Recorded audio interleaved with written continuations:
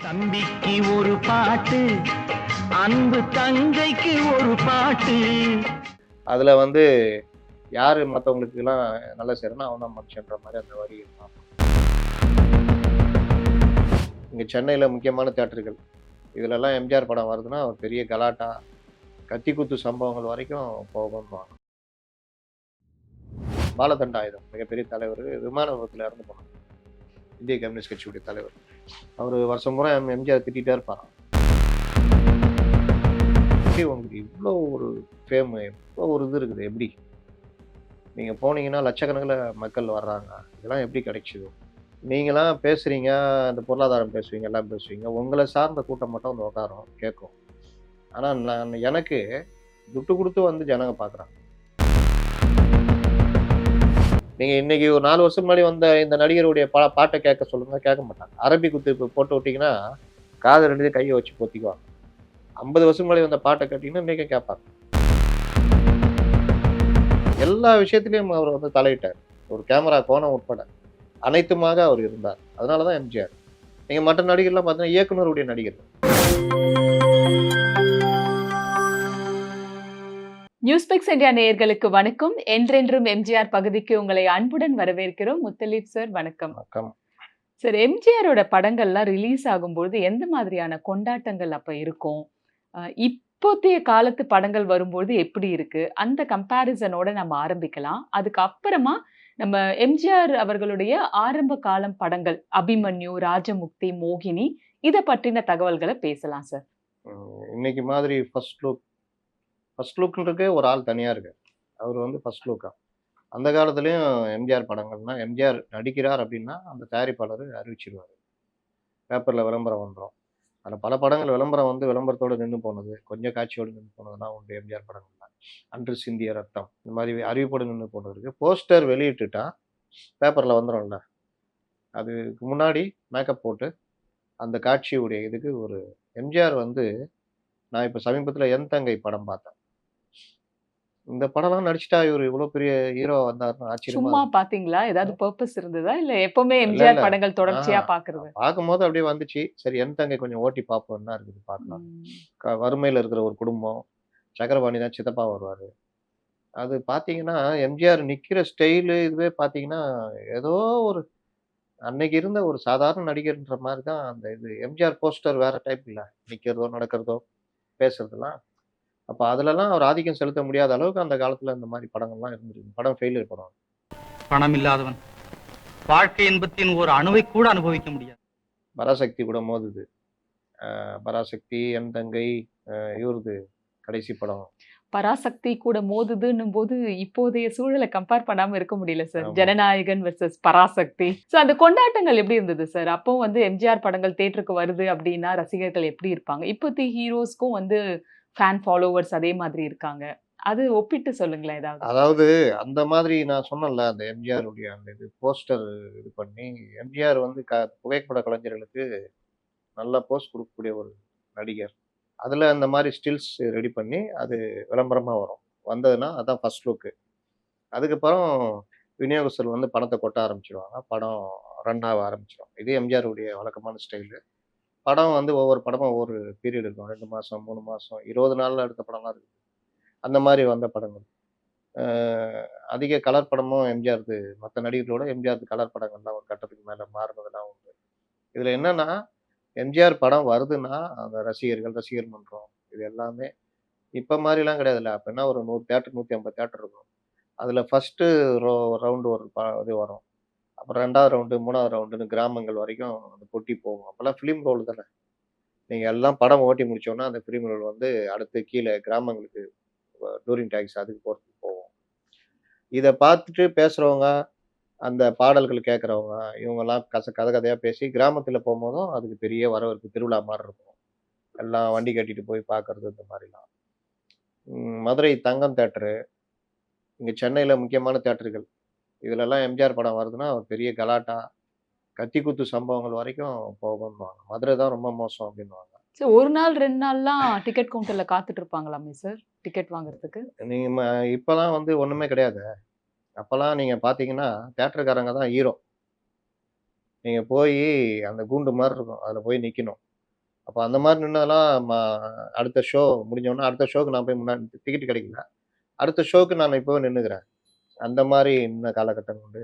சாப்பாடு கட்டிட்டு போயி, ஃபர்ஸ்ட்டு இது கிடைக்கலையா? நூன் ஷோ கிடைக்கலையா? மேட்னிக்கு அப்படியே நின்னுட்டு இல்ல மேட்னி கிடைக்கலையா? ஈவினிங்கு இந்த மாதிரி இதெல்லாம். அப்பலாம் ரிசர்வேஷன்லாம் கிடையாதுல்ல. சீட்டு பிடிக்கிறது தான் வேற. தள்ளு முள்ளு தள்ளு அடிச்சு, முள்ளு எல்லாம். புடிச்சு டிக்கெட் வாங்குறது. சீட்டுக்கு நம்பர் கிடையாது. யார் ஃபர்ஸ்ட் போறாங்களோ அவங்க அவங்க தான். உட்காந்துக்கலாம். அப்புறம் செருப்பு கிருப்புன்னு போட்டு வச்சிருப்பாங்க. இது என் வாழ்க்கையில நானே பார்த்துருக்கேன். அதுக்கு பிறகு தான் சீட்டுக்கு நம்பர்லாம் வர ஆரம்பிச்சுது. ரிசர்வேஷன் கிடையவே கிடையாது. அப்ப டிக்கெட்ட நீங்க போய் தான் வாங்கணும். அந்த டைம்ல தான் மன்றங்கள் இதெல்லாம் வந்து ரொம்ப ஃபேமஸான ஒரு விஷயம். 2வது ஒரு தியேட்டர்ல ஒரு 700, 800 பேர் உட்காரலான்னா, எனக்கு என்னன்னு குடுக்குறதெல்லாம். அதுக்கு சட்டமே கொண்டு வர சொல்லி அந்த டைம்ல பெரிய இதெல்லாம் வந்தது. 1500 பேர் குடுத்துறது. எங்கேயாவது உட்காருதுன்னு சைடுல நின்னுகிட்டு பார்க்கறது. இந்த மாதிரி விஷயங்கள். அதனால எம்ஜிஆர் படங்கள் அந்த மாதிரி ஒரு வரவேற்பு.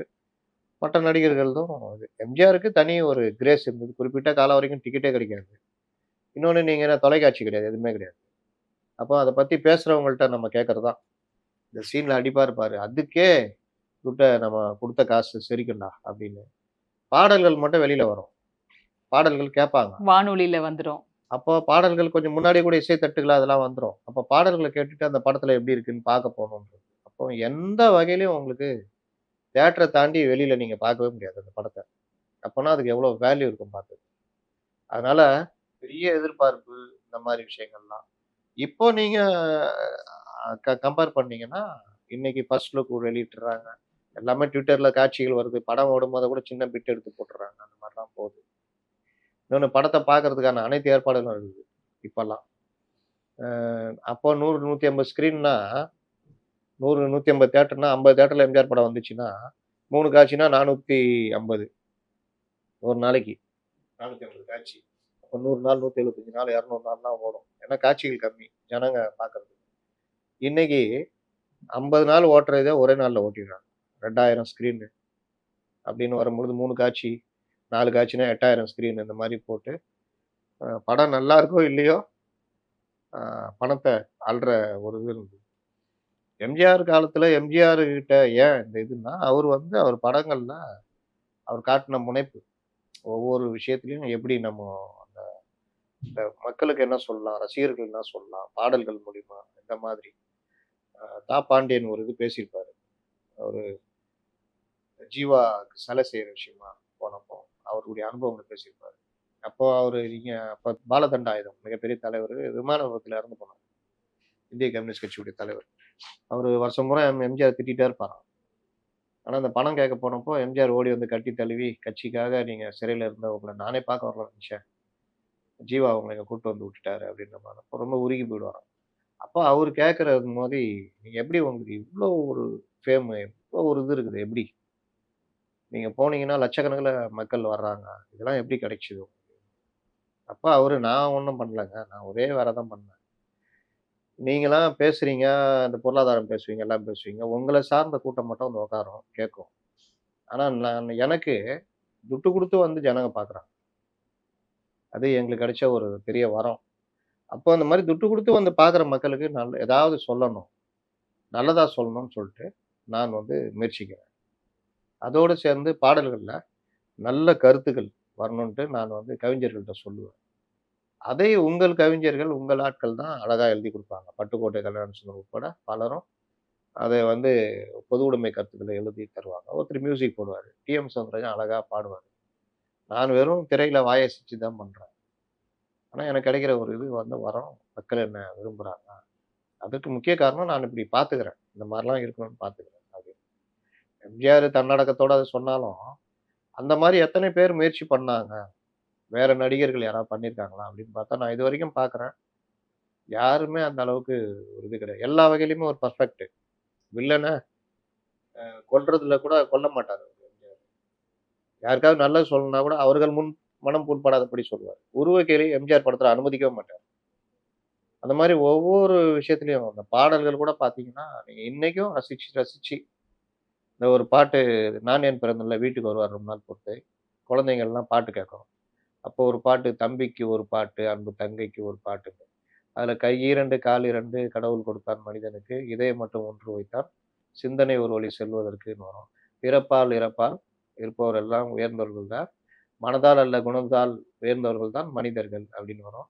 அப்புறம் ஒரு மேதை பகல் வேலை கையில் விளக்குடன் சென்றாராம், மனிதன் எங்கே தேடுகிறேன் வரி வரும். தம்பிக்கு ஒரு பாட்டு, அன்பு தங்கைக்கு ஒரு பாட்டு.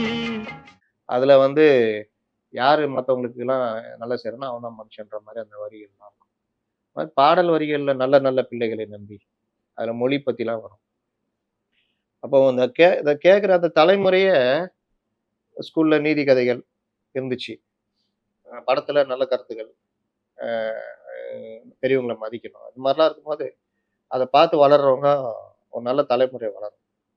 அதே காலகட்டத்தில் மற்ற நடிகர்கள் பார்த்தீங்கன்னா சீரட்டு குடிச்சிக்கிட்டு, மது கோப்பைகளை கையில வச்சுக்கிட்டு, காதலிக்காக அழுதுகிட்டு, குடும்ப பிரச்சனையை வச்சு அழுதுகிட்டு, இந்த மாதிரிலாம் நடிக்கும் போது எம்ஜிஆர் தனியா தனியா தெரிய ஆரம்பிக்கிறார். அதுக்கு மேல இன்னைக்கு சொல்றாங்கல்ல, இப்ப இந்த படம் வருது, இப்போ ஜனநாயகன் ரிலீஸ் ஆகுதுன்னா இன்னைக்கு சொல்றாங்க, ஜனநாயகன் வந்தால் தியேட்டர் வந்து நம்ம அந்த படம் மூலியமா ஆட்சி பிடிப்பாரு அப்படின்ற மாதிரிலாம் சொல்றாங்க. அந்த படத்துல அப்படி என்ன இருக்குன்னு நான் கேட்டேன். பிடிக்கிறாருன்னா ஏதாவது கருத்து இருக்கணும்ல. தொடர்ச்சியாக அந்த கருத்து வந்து ஒரு பல இதுடைய தொடர்ச்சி அந்த படத்துல வரணும். அப்படின்னா தான் ஜனங்க ஏத்துக்குவாங்க. நீங்க போன படத்துக்கு முந்தின படம் வரைக்கும் இந்த போதை மருந்து கடத்தி வித்துக்கிட்டு சராசரி இளைஞனா ஒரு என்னென்ன பண்ணுவாங்களோ அதெல்லாம் பண்ணிக்கிட்டு, இந்த இதுல வந்துட்டு இப்ப வந்துட்டு திடீர்னு ஒரு படத்துல மாறிட்டு அந்த படத்து மூலியமா நல்ல கருத்து சொன்னா ஏத்துக்க மாட்டாங்க. இப்படி எந்த வகையிலும் மனசுல கூட அந்த இது கூட வரல. அதுக்கு பேர் தான் எலைட் மனப்பான்மைன்னு சொல்லுவோம். ஒரு மேல்தட்டு வர்க்க இது. அவங்களுக்கு வந்து கீழே இருக்கிறவங்களுடைய கஷ்டம் பெரும்பாலும் தெரியாது. என்ன நீங்க பாத்தீங்கன்னா ஹோட்டல் போவாங்க, சாப்பிடுவாங்க. அந்த சப்ளையர் பார்த்தீங்கன்னா கோட்டு சூட்டு போட்டிருப்பாப்புல ஸ்டார் ஹோட்டல்லாம். நீங்க டிப்ஸ்லாம் பார்த்தீங்கன்னா ரூ. 500 ரூ. 1000 சாதாரணமா ரூ. 500 வச்சுட்டு வருவாங்க. இவங்க சாப்பிட்டுருக்கிறது பெரிய தொகையா இருக்கும். ஒரு பெரிய துணி கடைக்கு போவாங்க. என்ன பில்லோ அது குடுத்துருவாங்க. ஜிஎஸ்டி கூட குடுத்துட்டு வருவாங்க. ஆனால் ரோட்ல வந்து ஒரு ஆட்டோக்காரோ இல்ல ஒரு பூ வாங்குறாங்க வச்சுக்கங்க. அந்த அம்மாவுக்கு முழம் ரூ. 30 சொன்னா ரூ. 30 ரூ.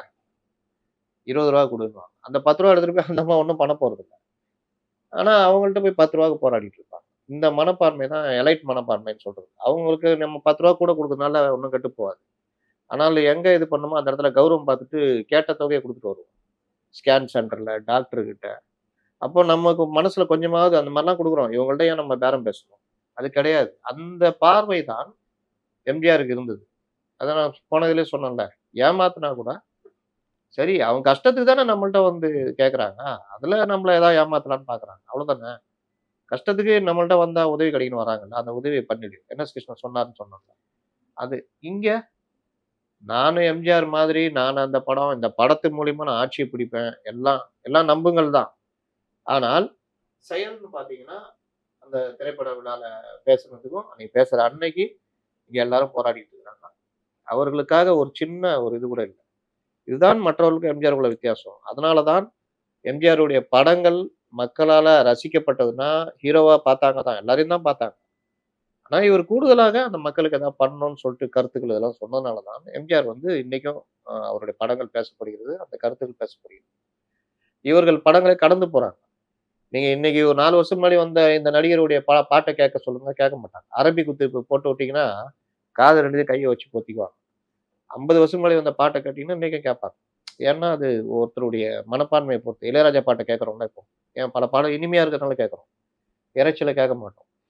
ஜெனரேஷன் கேப்பும் இருக்கு சார். ஜெனரேஷன் கேப் இன்னைக்கும் இளையராஜா பாடலையா ரசிக்கிறாங்க. அப்போ 90கள்ல வந்த பாடலையா கேக்குறாங்க. இப்ப வர இந்த 40 வருஷத்துக்கு முன்னாடி வந்த யங்ஸ்டர்ஸ் பாட்டுங்க. 35 வருஷம் ஆகுது. இதே கோயிலோ இல்லாட்டி எவ்வளவு பாடல்கள். ஏன் இன்னைக்கு ஜெனரேஷன் கேப் ஏன் அங்க வரல? அது கரெக்ட் தான். நான் இல்லன்னு சொல்லல. ஆனா இப்ப வர யங்ஸ்டர்ஸோட ரசனை வேற மாரி இருக்கு. ரசனை கிடையாதுங்க அது. அது ஒரு ஆர்வ கோளாறு. அதனாலதான் சொல்றேன். அரபி குத்து ரசிச்சாங்கல்ல. அதே ஜெனரேஷன் தானே ரசிச்சது. அதே ஜெனரேஷன் போட்ட பாட்டு தானே. சரி, இப்போ எல்லாமே அப்படிதான் ஆயிப்போச்சு சார். ரசிப்பு திறன் ஆகட்டும், ஒரு விஷயத்த உள்வாங்குறது, யூஸ் அண்ட் த்ரோ அந்த மாதிரி நீங்க சொன்ன மாதிரி யூஸ் பண்ணாமயே த்ரோ பண்ற கான்செப்ட் இல்லங்க. அளவுக்கு இது அதிகமா எல்லாம் மாறிச்சு இல்லங்க. கல்யாணம் எப்படிங்க பண்றீங்க? வரதட்சணை வாங்காம கல்யாணம் பண்றீங்களா? கோயிலுக்கு போகாம சர்ச்சுக்கா போறீங்க? அங்க மட்டும் ஏன் மாறல? இன்னும் ஃபியூச்சர்ல குடும்பமே இருக்காதுன்னுலாம் சொல்றாங்க சார். அதெல்லாம் வேற. அது We never வாழ்க்கை know. முறை. நீங்க ஏன் மாறல? ம். நான் வந்து கல்யாணம்ன்றது இது நான் கல்யாணம் வந்து இப்படி பண்ண மாட்டாங்க, வரதட்சணை வாங்க மாட்டாங்க. நம்மலாம் இன்னைக்கு ஹை சொசைட்டியா வந்துட்டோம். பழைய பஞ்சாங்கம்லாம் தேவையில்லை. அப்படி ஏதாவது பண்றீங்களா? எல்லாம் பண்றீங்க. தாடியே வச்சுக்கிறீங்க. எல்லாம் பண்றீங்க. அன்னைக்கு பட்டு வேஷ்டி, பட்டு சட்டை தானே இப்ப கல்யாணம் பண்ணிக்கிறீங்க. புரோகிதர் இப்படி உட்காரு, அப்படி உட்காருன்னு சொன்னா அப்படி தானே பண்ணி ஏதாவது கேள்வி கேட்குறீங்களா? ஏன் நான் வந்து இப்படி பண்ணணும்? எதுக்கு ஹோமம் வளர்க்குறீங்கன்னு கேட்குறீங்களா? இல்ல சர்ச்சில் போய் ஃபாதர்ட்ட நான் ஏன் இப்படி நிக்கணும்? அப்படின்னு கேட்குறீங்களா? இல்ல ஆலிம்ட்ட தர்கால இதுல பள்ளிவாசல்ல நான் ஏன் நிக்கா இப்படி பண்ணணும்? கேட்குறீங்களா?